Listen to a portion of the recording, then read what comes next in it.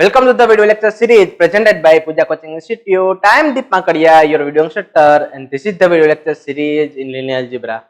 आज के इस लेक्चर में हम बात करने वाले हैं प्रॉपर्टी ऑफ लीनियर स्पान के बारे में। तो चलिए शुरू करते हैं। देखो सबसे पहले क्या दिया हुआ कि late V be a vector space or a field F and let V V1 V2 up to dot Vk which is a vector contained in V and alpha which is belongs to F means alpha कोई भी एक scalar दिया हुआ है। Then first property देखो define F equal to alpha B where alpha belongs to F means के F हमारी field है, बी हमारा कोई भी वेक्टर है, तो एफ हम कैसे डिफाइन करेंगे? All those vector of the form alpha into V where alpha belongs to F means के वी के सारे स्केलर मल्टीप्लिकेशन का कलेक्शन है। ओके तो वी के साथ कोई भी स्केलर मल्टीप्लिकेशन मल्टीप्लाई करूंगा उन सभी का कलेक्शन को हम एफ बोलेंगे। तो सबसे पहले यहाँ पे ऑब्जर्व करो कि यहाँ पे जो एफ बन रहा है ना वो वी का सबस्पेस बनेगा। ओके क्योंकि अगर कोई भी दो एलिमेंट में यहाँ से उठाऊंगा उन दोनों का एडिशन करूंगा फिर से वापस इसी फॉर्म का आएगा एंड जीरो भी इसमें बिलोंग कर रहा है एंड अगर कोई भी मैं बीटा यहाँ पे मिस के लूंगा ओके तो बीटा का इसके साथ मल्टीप्लाई करूंगा फिर भी इसी फॉर्म का आएगा। ओके तो बीटा टाइम मिस के वाला वेक्टर वापिस इसी में आएगा तो क्लोज अंडर स्केलर भी हो जाएगा, क्लोज अंडर एडिशन भी होगा। ओके तो ये वाला जो भी होगा सबस्पेस हो जाएगा। And if S equal to V1 V2 up to dot Vk means के k एलिमेंट का एक सेट दिया हुआ S then the linear span of S equal to क्या होगा FV1 plus FV2 plus up to dot plus FVk। तो इसका जो सम होगा उसको हम लीनियर स्पान ऑफ S के इक्वल लिख सकते हैं। ओके उसके बाद देखो सेकंड प्रॉपर्टी क्या दी हुई है। सेकंड प्रॉपर्टी क्या है कि W is a subspace of V if and only span of W equal to क्या होगा W होगा। ओके तो देखो इसको प्रूव करना एकदम आसान है कि अगर W सबस्पेस होगा V का तो हमें क्या प्रूव करना है कि span of W equal to W होगा। बट स्पान ऑफ W की डेफिनेशन क्या होती है कि ऐसा smallest subspace that contain W। Okay ऐसा स्मॉलेस्ट सबस्पेस जो होगा वो हमें एक्चुअली फाइंड करना है। ओके तो W खुद क्या दिया हुआ सबस्पेस दिया हुआ तो W को कंटेन कर रहा है स्मॉलेस्ट सबस्पेस क्या कौन सा होगा W खुद होगा इसलिए span of W equal to क्या हो जाएगा W हो जाएगा। ओके एंड उल्टा जब हमें प्रूव करना है तो उल्टा हम कैसे प्रूव करेंगे? अगर span of W equal to W है तब हमें प्रूव करना है कि W इज अ सबस्पेस तो हम किस तरीके से प्रूव करेंगे? तो देखो यहाँ पे ये वाला ट्रिवियल है एकदम। स्पान ऑफ W कोई भी W के लिए स्पान ऑफ W क्या होता है सबस्पेस ऑफ V होता है। ओके तो ये वाला सबस्पेस है तो W भी क्या हो जाएगा सबस्पेस हो जाएगा जो कि हमें प्रूव करना था। ओके उसके बाद थर्ड प्रॉपर्टी देखो क्या दी हुई है कि span of W1 union W2 equal to क्या होगा W1 प्लस W2 होगा and which is equal to क्या होगा span of W1 plus W2। ये दोनों तो डायरेक्ट रियली है फ्रॉम प्रॉपर्टी टू। किस तरीके से देखो W1 प्लस W2 क्या होगा सबस्पेस होगा तो उन दोनों का स्पान करूंगा तो क्या आएगा इक्वल आएगा क्योंकि अगर जब W सबस्पेस होता है if and only span of W equal to क्या हो जाएगा W होगा तब ये सबस्पेस है तो इन दोनों का मतलब इसका जो स्पान होगा और वो किससे हो जाएगा इक्वल हो जाएंगे।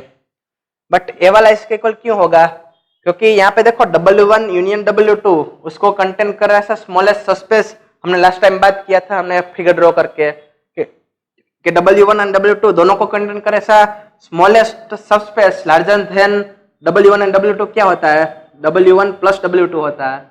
ओके तो इसका स्पान क्या हो जाएगा ये वाला चीज हो जाएगा।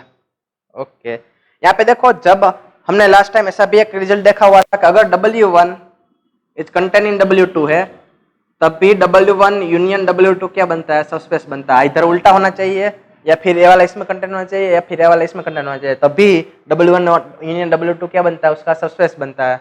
ओके तो यहाँ पे देखो सपोज क्या वाली कंडीशन होल्ड होती है कि W1 इज कंटेन W2 है तो इन दोनों का जो स्पान होगा वो क्या हो जाएगा span of W1 union W2 equal to हो जाएगा स्पान ऑफ W2 क्योंकि W2 बड़ा है इसलिए इसका यूनियन ये होगा लेकिन W2 सबस्पेस है इसलिए इसके इक्वल टू क्या हो जाएगा W2 हो जाएगा। ओके बट उस केस में W1 प्लस W2 भी किसके इक्वल होगा W2 के इक्वल होगा। ओके तो ये वाला वहां पे भी मैच कर रहा है। उसके बाद फोर्थ वाला देखो कि if S1 is contain in S2 then the span of S1 is contain in span of S2 होगा। यहाँ पे देखो यहाँ पे अगर स्ट्रिक्टली कंटेनमेंट है फिर भी यहाँ पे इक्वल टू हो सकता है ऐसा पॉसिबल है। ओके तो ये वाला रिजल्ट क्या है कि अगर S1 S2 के अंदर स्ट्रिक्टली कंटेन हो रहा है या फिर इक्वल हो ओके उस केस में span of S1 equal to भी हो सकता है एंड स्ट्रिक्टली कंटेनमेंट भी हो सकता है। ओके, उसके बाद फिफ्थ प्रॉपर्टी देखो। फिफ्थ प्रॉपर्टी क्या है कि span of S1 intersection S2 is contain in span of S1 intersection span of S2 होगा। ओके, इसका प्रूफ भी एकदम आसान है। किस तरीके से करेंगे, तो S1 इंटरसेक्शन S2 वो S1 में कंटेन होगा, इसलिए इसका स्पान ऑफ S1 में कंटेन होगा। सिमिलरली S1 इंटरसेक्शन S2 में कंटेन होगा, इसलिए इसका स्पान S2 में भी कंटेन होगा। तो इसका स्पान दोनों के स्पान में कंटेन हो रहा है, तो दोनों के इंटरसेक्शन में भी कंटेन होगा। ओके, तो ये वाला एकदम ट्रिवियल है। यहाँ पे भी हम ऐसा एग्जांपल फाइंड कर सकते हैं कि जहाँ पे कंटेनमेंट कैसा हो, स्ट्रिक्टली हो, और ऐसा भी एग्जांपल फाइंड कर सकते हैं जहाँ पे दोनों एग्जैक्टली इक्वल हो। ओके, एंड 6 वाला देखो। 6 वाला क्या दिया हुआ कि if V belong to span of S then the span of S equal to क्या होगा, span of S union V। ये वाली बहुत ही इंपॉर्टेंट प्रॉपर्टी है। इस प्रॉपर्टी को देखो इस तरीके से रिस्टेट भी कर सकते हैं। यहाँ पे देखो मैं लिखता हूँ कि if V belongs to span of V है, span of S minus V है सपोज के, if V belong to span of S minus V है देन क्या होगा, span of S minus V उसका जो स्पान है एंड स्पान ऑफ S वो दोनों कैसे हो जाएंगे, इक्वल हो जाएंगे, स्पान ऑफ S। इसी प्रॉपर्टी को मैं इस तरीके से लिख सकता हूँ, S की जगह पे सिर्फ मेरे को S माइनस V पुट करना है। अगर कोई भी वेक्टर V और span of S minus V में कंटेन कर रहा है then span of S minus V equal to क्या हो जाएगा, स्पान ऑफ V हो जाएगा। ओके, देखो ये वाली प्रॉपर्टी बहुत कुछ कहती है। ये प्रॉपर्टी क्या कहती है वो हम फील लेने की कोशिश करते हैं। देखो यहाँ पे V अगर ऐसा एक एलिमेंट है कि जो span of S minus V के स्पान में इसके वाला बिलोंग कर रहा है। ओके, तो अगर S में से वो वाला V वेक्टर में हटा दूं और उसका स्पान लो एंड S का स्पान वो कैसा होगा, इक्वल होगा। ओके, तो देखो यहाँ पे हमारा सपोज के span of S equal to कोई भी एक वेक्टर W दिया हुआ है वेक्टर स्पेस। ओके, तो span of S equal to W है, तो हमें अगर उससे स्मॉल हो ऐसा स्पानिंग सेट फाइंड करना हो तो हम क्या करेंगे, कोई भी एक ऐसा भी फाइंड करेंगे कहां से, span of S minus V में से कि जो इसमें बिलोंग करता हो। ओके, तो वो वेक्टर अगर हम हटा देते हैं तो उसका स्पान एंड इसका स्पान कैसा होगा, इक्वल होगा।